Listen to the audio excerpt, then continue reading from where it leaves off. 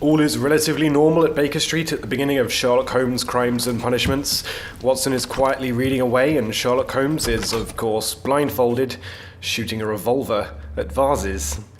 So while I dodge whatever test Holmes is performing, let me introduce to you Sherlock Holmes' Crimes and Punishments, the new Sherlock Holmes game from Frogwares and Focus Home Interactive, coming at the end of September for PS4, Xbox One, PS3, Xbox 360, and PC. Holmes, will you stop that? Rest assured, this gameplay footage won't ruin any story elements, so allow me to introduce to you the first of 6 unique cases in Crimes and Punishments, as you follow my line of deduction towards selecting whom I believe committed the crime.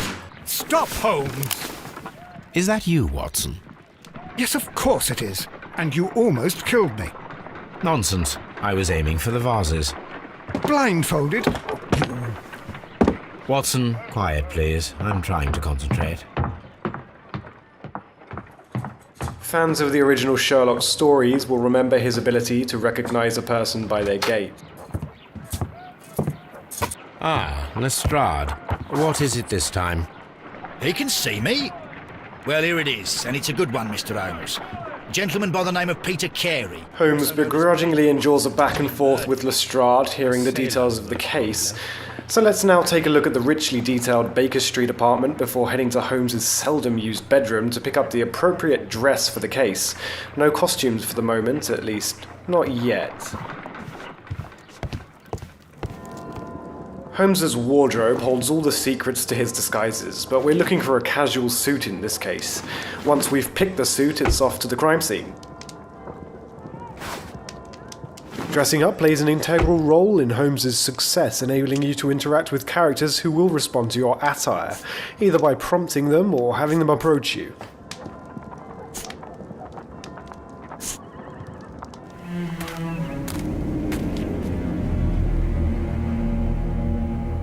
Mr. Holmes, I'm over here. Come on. Created with Unreal Engine 3, welcome to the particularly beautiful garden of Mrs. Carey, who, unlike the perp, just can't seem to pin her husband down.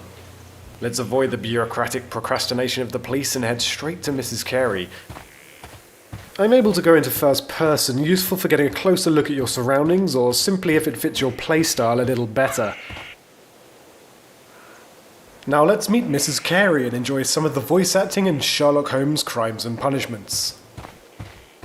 Inspector Lestrade, when will you remove my husband's body? It's sacrilegious to leave him here like this. As soon as we can, Mrs. Carey, I assure you. Allow me to introduce you to Mr. Sherlock Holmes. He's a detective. No doubt you've heard of him. I'll wait for you in front of the cabin, Mr. Holmes. My condolences, Mrs. Carey. Thank you, Mr. Holmes.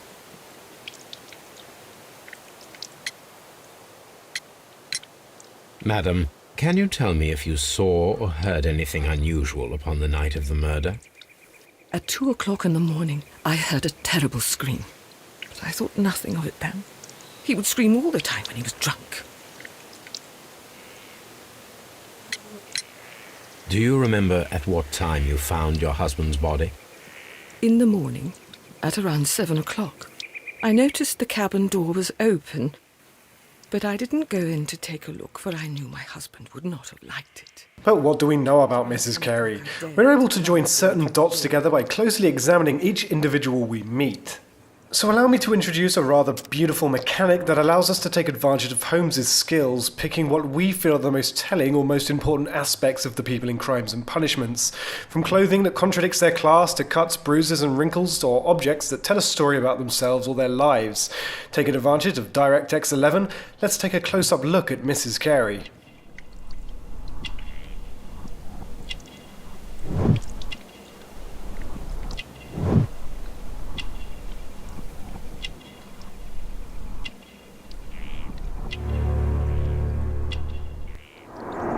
He was different, wasn't he, when you first met him upon your return from Plymouth? Yes, Mr. Holmes. Oh, my goodness, but how do you know about that?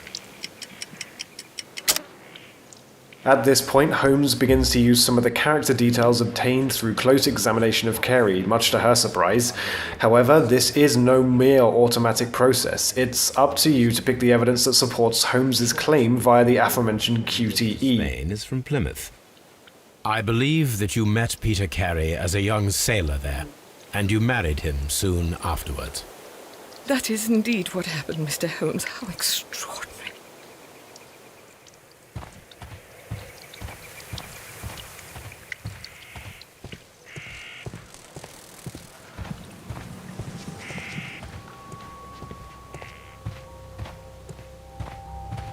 Peter Carey's body is inside the cabin. A little later on, we head just outside the scene of the crime where we meet Lestrade, ready to enter the cabin. The door is locked. Wait just a moment, Mr. Holmes, and I'll open it. I locked it yesterday to ensure that no one should enter the cabin and tamper with the evidence. Ah, good thinking. Hello. What is it, Lestrade? It seems to me that someone has tried to force it, Mr. Holmes. Lestrade has discovered that somebody has tried to force the lock. We'll need to take a closer look. Pressing on the gamepad will illuminate the tiniest of details difficult to pick up on with the naked eye. Here, not only scratches, but fresh scratches indicating that someone has tried to break in recently, perhaps to return to the scene of the crime, but perhaps not. You can switch in and out of this mode to your heart's content. I swear these scratches were not here yesterday. Our mysterious visitor came here last night. Well, he's not the man for the job. This lock is not a difficult one. Perhaps he did not have the right tool. With new evidence gained, let's head inside.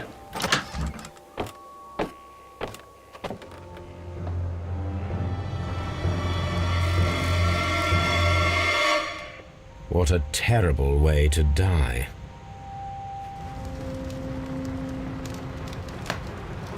Peter Carey was impaled. Players will enjoy a richly detailed and dynamic look at the crime scenes in Crimes and Punishments, with razor-sharp textures on the consoles and PC. So let's take a look at the unfortunately hanging Peter Carey, and in great detail the objects around him. Yet he still looks quite strong.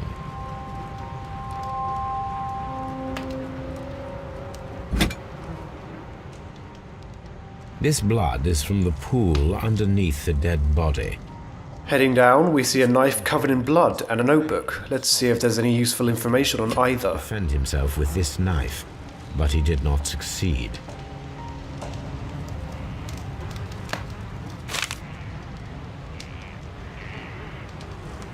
Examining objects with 360-degree manipulation and razor-sharp textures allows us to seek evidence all over something we find in the world.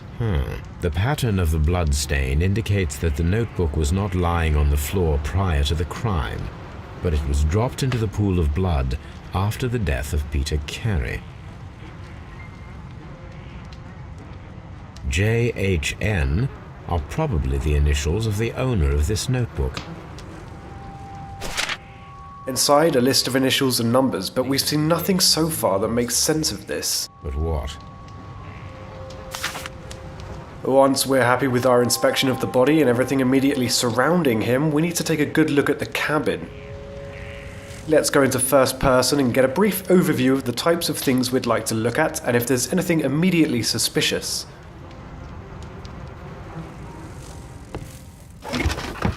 This chest contains Carey's belongings, including a pair of boots that may fit the footprints outside, which I didn't show you.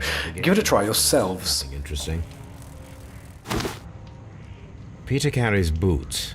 They look to be a size 8.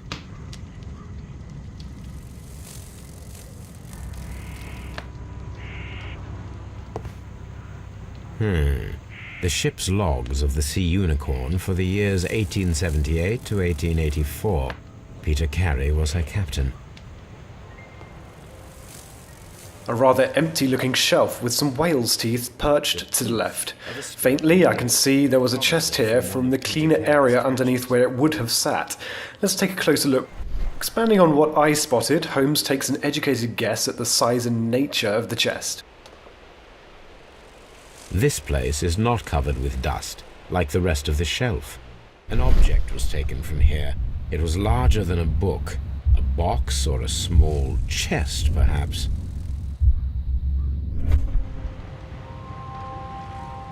Someone drank from this glass recently. The initials PC have been crudely burned. A sailor's work. On the table, there's a pouch. Manipulating the object with the thumbsticks, I'm able to look inside and see that it's clearly a tobacco pouch. Holmes recognizes the scent, but to gain a clear picture, I have to arrange these shapes to form an image as part of the picture Holmes associates with the aroma. I won't show you how to do this, you'll have to solve it yourselves.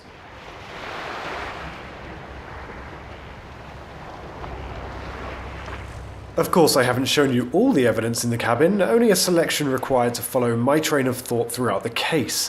Armed with this new information, let's go and talk to Mrs. Carey again and update her on our investigation. The garden is very large and well maintained. Do you employ someone to look after it? It is true, there is a lot of work, but my husband took care of it himself. Let's not spoil all the dialogue, but it does seem as though another man has been here, perhaps to tend to the garden. I'm not sure. It might be, but he hadn't smoked in a very long time. Well, moving on, we can start to join the dots and associate clues and evidence. Welcome to the deduction space.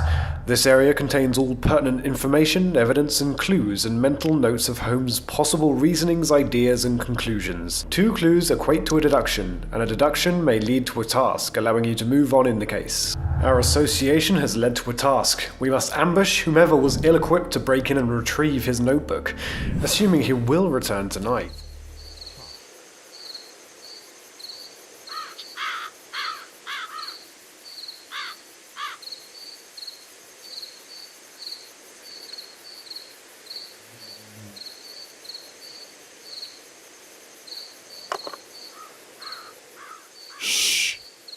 Did you hear that? A noise and hey presto, a new suspect. A suspect who was certainly at the scene of the crime as evidence suggests, but now we need a motive, despite Lestrade's eager temperament. There's someone there. I'm gonna collar him. I'll be right behind you. All right, my fine fellow. Who are you and what are you doing here? You're detectives, I suppose. You imagine that I'm connected with the death of Captain Carey. I assure you I'm innocent. Innocent? And what are you doing in his cabin? Shall I tell you? You came to retrieve what you had lost after killing Peter Carey, but we were here waiting for you. What is your... Use the loading screens to review case files or peruse deductions.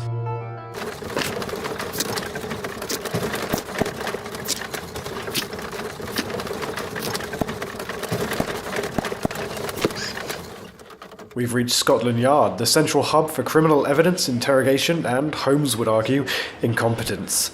With each case, we must review the collected physical evidence and interrogate the suspects. Can I help him? Good morning, Constable. I would like to speak to the fellow who was arrested at Woodman's Lee last night. Ah, the young man. He's waiting in the interrogation room. You can go straight through. His belongings are held in the evidence room. Thank you.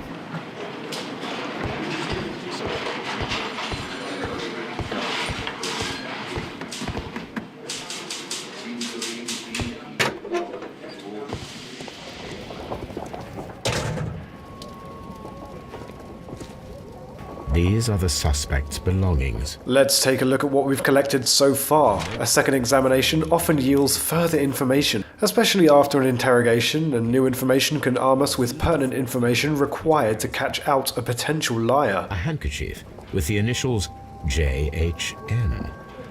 Along with what we've collected are the suspect's belongings, in this case a ring and handkerchief matching the initials of the notebook. From R. Dawson.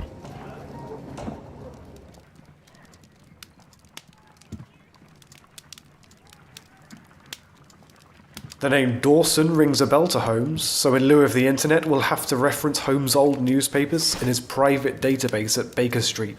It would of course make sense to collect all available information before interrogating the suspect, but thanks to the strength of iron bars he isn't going anywhere, so feel free to visit each location in the game as thoroughly as you like. Here it is. With that done, it's time to interrogate our friend. Let's see if his side of the story matches with what we've concluded thus far. I have heard the story of Dawson and Nelligan, the West Country bankers. Yes, Joshua Nelligan was my father. I am aware that it had a bad ending. When the bank failed, it ruined half the families of Cornwall, whereupon Joshua Nelligan disappeared. To the right is listed all of the features you've to spot in order to complete a character portrait. If stuck, you can exit, hoping that what you've spotted so far will be enough, but the more information you collect, the more you have to confirm or contradict the suspect's story.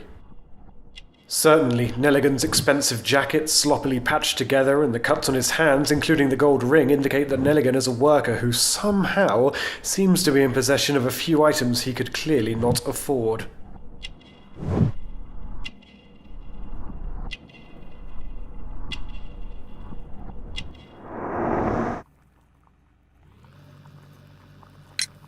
Does this notebook belong to you?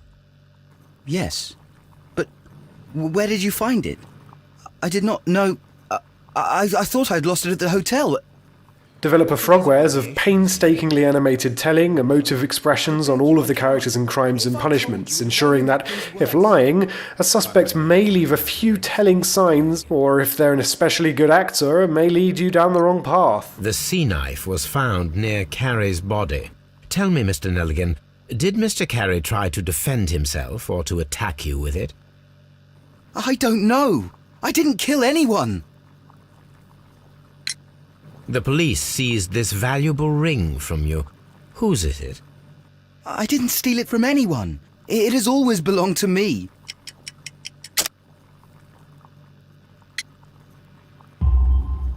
The ring's date of engraving is many years ago. You would have been a child then, hardly in any position to receive such an item from a partner. Stubbornly, Nelligan is still claiming the ring as his own, but many items Nelligan owns cannot be his own since he is too young and can't afford them, and the jacket is evidence of this.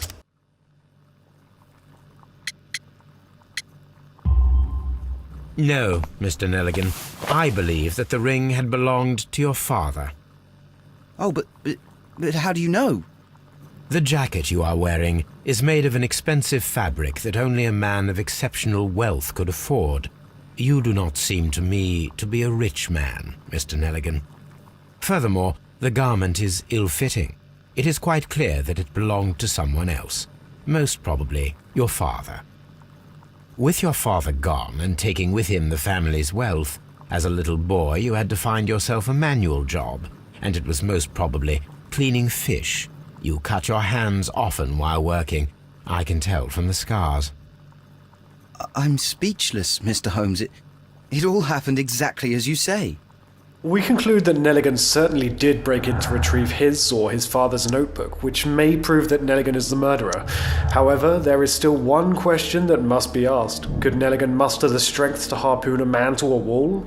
This, with aid of Watson, requires an experiment. A spot of whaling, Watson? Would you care to take part? Are you serious? No, but we do need to clarify what happened on the night of Black Peter's murder. A reenactment, then? Is something bothering you? The sailor's knife, Watson. Why was it on the floor? Peter Carey attempted to defend himself? It is possible, but if that is the case, then it alters many things. I don't quite follow you. Tell me, my friend, what is the animal closest to man, morphologically, I mean? Holmes, you should aim for the mark in order to perform the most reliable test. This is one of the many contextual minigames in Crimes and Punishments. Here we have to gauge the required strength to pierce a man's body with a harpoon.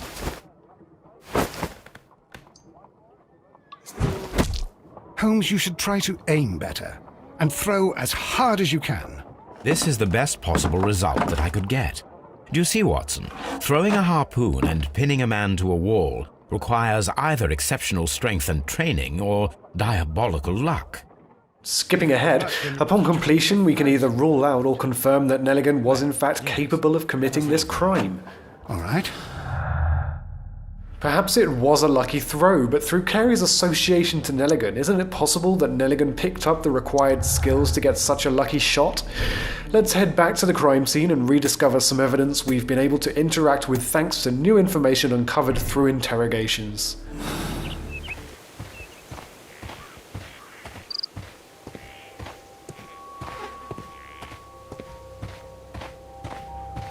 "1883. That's the one I need. This is the crew list of the Sea Unicorn. Log notes for June. Nothing unusual. Log notes for July. Nothing special. Log notes for August. These pages have been torn away. An incident happened in August, and the pages have been torn out. Perhaps something between Carey and Nelligan's father? Remember, there are more suspects to interrogate and more locations to visit in this case. There's more evidence and more to find. How about Hurtley, the gardener? Reaching your ultimate conclusion is a matter of choosing conclusions that best fit the assumptions you've made throughout examining all the details of the case. There are multiple suspects for every case, and you'll only be able to follow them to a conviction if you've found the evidence required to implicate them. Miss out on valuable evidence, and you may find it impossible to convict the right suspect. As the picture grows clearer, you will eventually be presented with an ultimate conclusion, a perpetrator who you must either absolve by showing some understanding as to the reasons behind his supposed actions, or condemn by handing him over to Lestrade. However, it is entirely possible to condemn or absolve the wrong person. You will only be able to convict or absolve one suspect per case. It isn't necessary to gather every clue in the game to progress, but different clues will lead to different conclusions, ultimately leading to a suspect. If you don't gather all the clues in a case, you won't be able to achieve the highest detective score, and Holmes will face certain consequences. Once you've decided who to convict, you'll be required to make a moral choice based on what you've learned about the case and character. Condemn or absolve. Turn the bond certificates, and you threatened to call the police. Peter Carey was drunk. He drew his knife. In panic, you took the harpoon and made your lucky throw in self-defense. Put that in your report, Lestrade.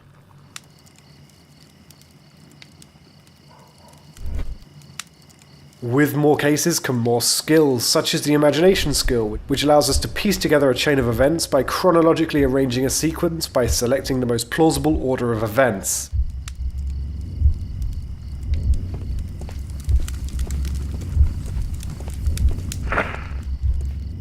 Judging the likelihood of the order is entirely up to you. Finally, we watch the sequence in full and Holmes gives his conclusion, the rewards of which can be reaped in the deduction space and used in interrogations. With 6 cases and appearances from some of the most memorable Sherlock Holmes characters, be sure to investigate Sherlock Holmes Crimes and Punishments when it releases at the end of September for PS4, Xbox One, PS3, Xbox 360 and PC. Thanks for watching. So Mr. Turner used a book to hide an object that he found on Kenneth Butler's body. The question is, what did he find?